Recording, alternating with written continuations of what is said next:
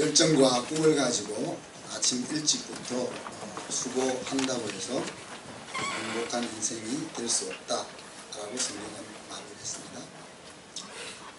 인생의 승리를 위해서 모든 에너지를 쏟아붓는다고 해서 승리하는 인생이 아니라고 하나님은 말씀하셨습니다. 하나님이 세워주시지 않고 하나님이 지켜주시지 않는다면 우리가 어떤 수고를 해도 행복한 승리를 맛볼 수 없다는 말씀입니다. 하나님이 우리 손을 들어주셔야 승리도 있고 행복도 있다는 말씀입니다. 한 주 동안 어떻게 하나님을 경외하면서 또 어떻게 하나님을 의식하면서 모든 것을 하나님께 맡기며 살아갈 수 있을까 생각하는 가운데 잠언을 읽었습니다. 오늘의 이스라엘을 읽게 한 것보다 더 귀한 보물이 이 잠언을 읽으면서 깨닫게 됩니다. 탈무드라는 것은 이스라엘 백성들에게 성공적으로 세상을 살아갈 수 있는 그 민족으로 만들어 주었지만 하나님 앞에서는 그렇게 자랑스러운 모습으로 서지 못했다 하는 것을 우리가 알지 않습니까? 이스라엘이 나라를 잃고 성전이 없는 상황에서 랍비가 없는 상황에서 민족을 지키기 위해서 탈무드를 만들고 회당을 만들었습니다. 그러나 이들보다 더 일찍이 민족의 행복과 부흥을 위한 작업들이 있었습니다. 바로 그것이 오늘 우리가 읽었던 잠언을 엮는 일이었습니다. 솔로몬이 3000개의 잠언을 지었다 하는데 그 중에 560개를 뽑아서 오늘 잠언을 만들었습니다. 그리고 아게의 아들 아굴의 잠언이 한 장, 그리고 르무엘 왕의 잠언이 한 장, 이렇게 잠언이 엮여지게 되었습니다. 잠언을 읽으면서 만약에 우리가 매일 이 말씀을 읽고 묵상하면서 내 삶에 옮길 수만 있다면 오늘 이스라엘 민족에게 일어났던 그 놀라운 일들보다 더 대단하고 놀라운 일들이 우리에게 일어날 수 있지 않겠는가 하는 소박한 그런 소망을 가져봅니다. 오늘 잠언 1절에 보면은 이렇게 이야기합니다. 다윗의 아들 이스라엘 왕 솔로몬의 잠언이다. 솔로몬이 썼다는 것이 아니고 솔로몬이 쓴 잠언을 누군가가 엮었다 하는 이야기입니다. 이 엮은 사람은 히스기야 왕이었습니다. 히스기야라는 이름의 뜻은 여호와는 강하시다 하는 의미를 가지고 있습니다. 솔로몬 왕이 죽고 200년이 지난 뒤에 그는 왕위에 올랐습니다. 그리고 남쪽 유다로 치면 13번째 왕, 그리고 그는 왕이면서 선지자의 친구였습니다. 이사야 선지자의 친구였습니다. 왕은 나라를 다스리는 사람이라면 선지자는 하나님의 말씀으로 주로 왕을 책망하고 백성들의 잘못된 길을 책망하는 자리에 있었는데 왕이 선지자와 친한 친구라 하는 것은 그 왕이 어떤 사람이었는지를 짐작해 볼 수 있는 대목입니다. 권력을 가지고 있지만 하나님의 소리에 귀를 기울일 수 있는 그런 왕이 히스기야였다 하는 것을 알 수 있죠. 그리고 히스기야를 소개하기를 다윗과 같이 여호와 보시기에 정직하게 처신한 사람으로 성경은 히스기야를 소개하고 있습니다. 그는 대대적인 종교개혁을 일으켰습니다. 백성들의 영적 각성운동을 일으켰다는 이야기입니다. 열왕기 하에 보면은 바알과 아세라의 신상을 부수기도 하고 성전문을 다시 열어서 여호와 예배를 회복시키는 일을 히스기야 왕이 했습니다. 아수르 왕 사네립이 이스라엘을 공격해 왔을 때 그는 군사력이 아니라 하나님의 능력을 의지해서 18만 5천 명이나 되는 그 아수르 군대를 무찌르기도 했고, 또 그가 죽을 병에 걸렸을 때 눈물을 흘리며 하나님 앞에 기도함으로 15년 동안 생명을 연장받기도 한 왕입니다. 그래서 이 히스기야라는 왕의 생각에 나라의 운명과 백성들이 하나님을 경외하는데 나라의 운명이 있다라고 그는 생각하게 되죠. 그래서 이 잠언을 엮게 되었다는 이야기입니다. 성경 66권 가운데 모든 성경은 하나님께서 기자들을 성령으로 감동시켜서 쓰게 하셨습니다.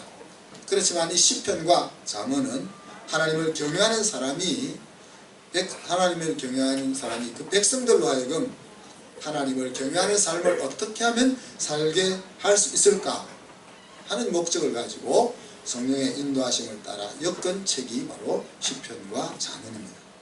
시편은 하나님을 경외한 자녀들의 인생 경험을 노래한 시라면 잠언은 어떻게 사는 것이 하나님 사람이 구체적으로 하나님을 의지하며 사는 길인지 하는 것들을 우리에게 보여주는 책이다. 그런데 하필 왜 솔로몬의 잠언을 택했을까?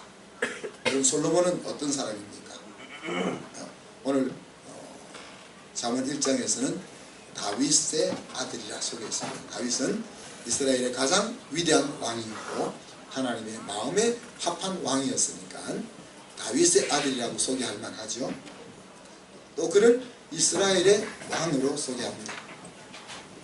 사실 왕은 하나님이 기뻐하는 제도가 아니었습니다. 그죠? 그래서 이스라엘 왕들 가운데서 많은 왕들 가운데서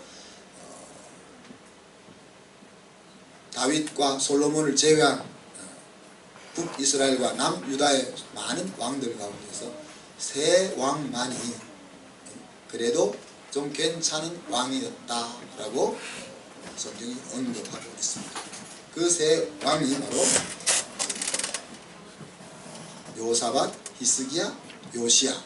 그 중에 한 사람이 오늘 이 잠언을 엮었던 히스기야 왕이라는 겁니다. 솔로몬은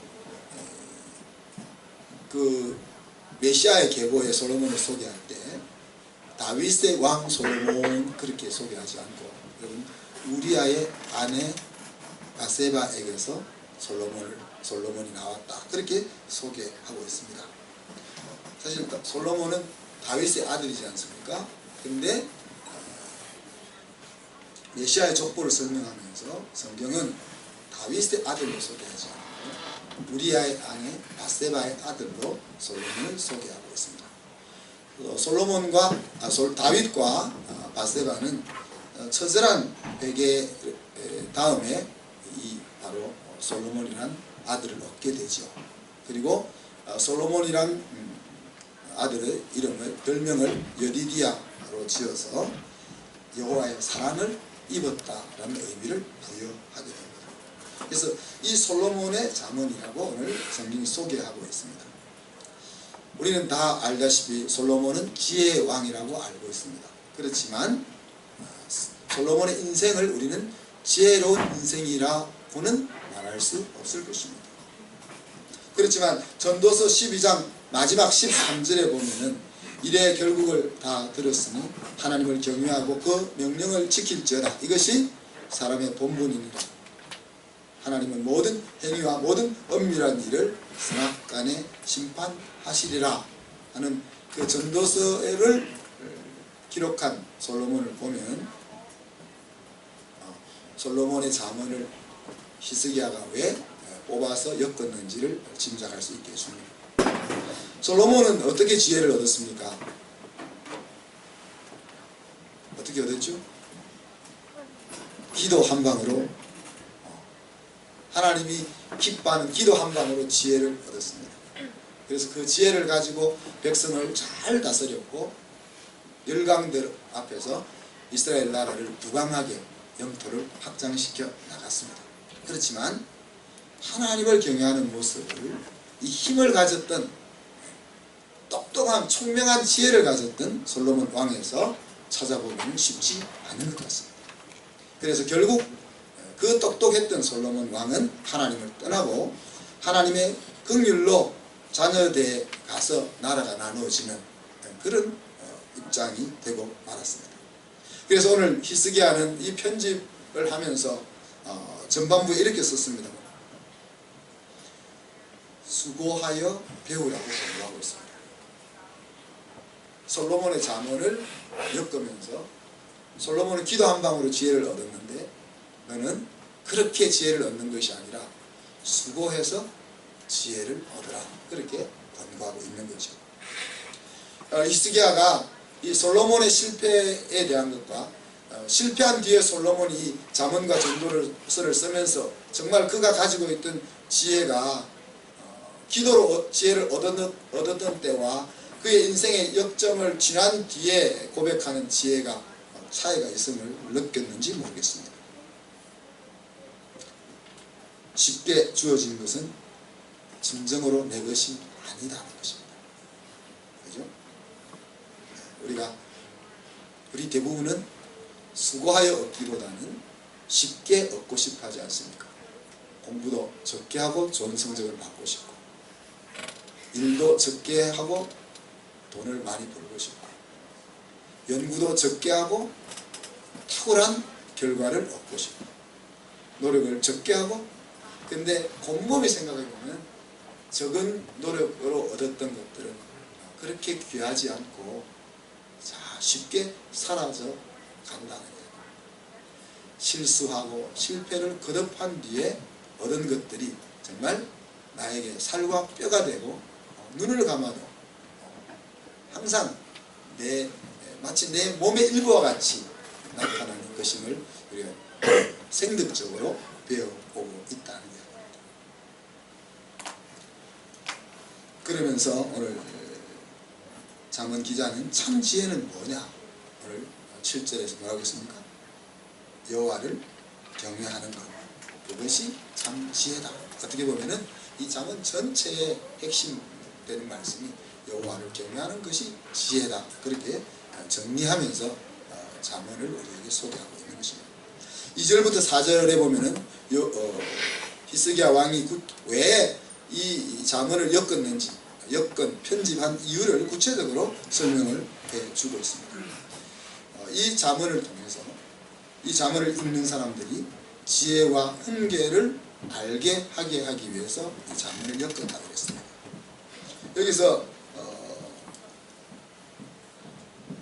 알게 한다 하는 말은 영어 성경으로 보면 노력해서 얻게 하기 위해서, 지혜라는 것이 그냥 총기가 반짝해서 오는 그런 것이 아니고, 그죠?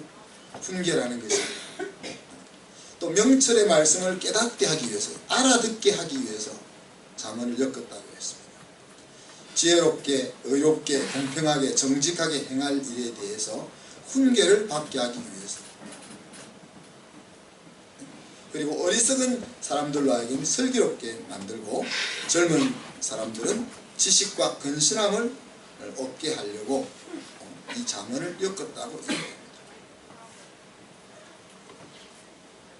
종합해 보면은 영감을 주는 말씀들을 제대로 잘 알아듣게 하기 위해서, 또 지혜와 훈육을 수고해서 자기 것으로 만들게 하기 위해서, 훈육을 받는 인생이 되게 하기 위해서, 또 단순 무식한 사람들에게 신중함을 주고 청년들에게는 지식과 신중함을 주기 위해서 잠언을 엮었다는 이야기입니다. 그래서 이 잠언을 잘 읽고 소화하면 이런 잠언을 엮은 열매들을 취할 수 있다는 이야기죠. 여러분, 훈육, 계속 이제 나오는 내용들이 뭡니까? 훈육을 받는 것을 이야기합니다. 가르침을 받는 것을 이야기합니다. 여러분, 훈육을 받는 것이 얼마나 어렵습니까? 하나님이 우리에게 가르쳐주는 것을 받아들이는 것이 얼마나 어렵습니까? 부모가 자녀에게 자녀의 행복을 위해서 당부하는 것을 자녀들이 액면 그대로 받기가 얼마나 어렵습니까? 남편이 아내의 건강을 위해서 요구하는 것을 받아들이기가 얼마나 어렵습니까? 아내가 신랑을 생각해서 좀 말하는 그 당부를 우리가 받기가 어렵지 않습니까? 남의 말을 듣기에 우리가 더디다는 거죠. 그죠? 또 세상 풍조나 우리의 본성에 거스르는 말을 듣게 될 경우는 더 거슬리기까지 하는 거예요. 그래서 훈육을 받는다는 것이 사실 굉장히 어렵습니다. 그런데 오늘 이 잠언의 목적은 뭡니까? 너를 사랑하고 너를 생각하는 권위자가 너에게 가르칠 때 그것을 성가시고 거스리는 것으로 듣지 않고 내 삶의 양약이 되는 것으로 받아들이게 하기 위해서 이 자문을 주십니다. 그 지혜가 우리에게 필요하다. 그래서 배울 수 있는 사람이라면, 내가 배울 수 있는 사람이라면 지혜에 가깝다는 이야기입니다. 그죠? 내가 배울 것이 없다라고 생각하는 사람은 지혜와 멀어지고 있다는 이야기입니다. 하나님께 배워야 되겠다라고 생각하는 사람은 지혜에 이를 수가 있음을 우리가 알 수 있는 것입니다. 그래서 5절 6절에 보면 이 잠언의 말씀이 적용되게 할 것을 요청합니다.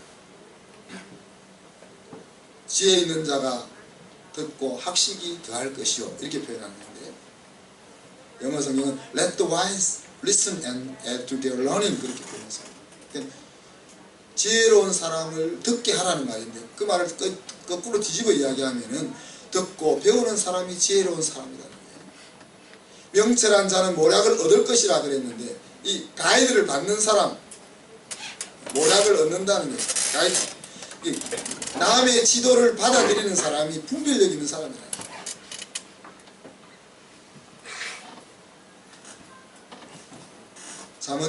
잠언과 비유와 지혜 있는 사람의 말과 그 오묘한 말을 깨닫게 될 것이다. 소화해서 내 것으로 삼게 될 것이다. 말씀의 서두에 지혜의 근원이 무엇이라고 했습니까? 하나님을 경외하는 것입니다. 하나님을 경외하는 것이 지혜의 근본이거늘 미련한 자는 지혜와 훈계를 멸시한다고 했습니다. 잠언이 말하는 지혜 있는 사람은 어떤 사람입니까? 하나님을 경외하면서 그 뜻을 따라 행하는 사람이 지혜로운 사람입니다.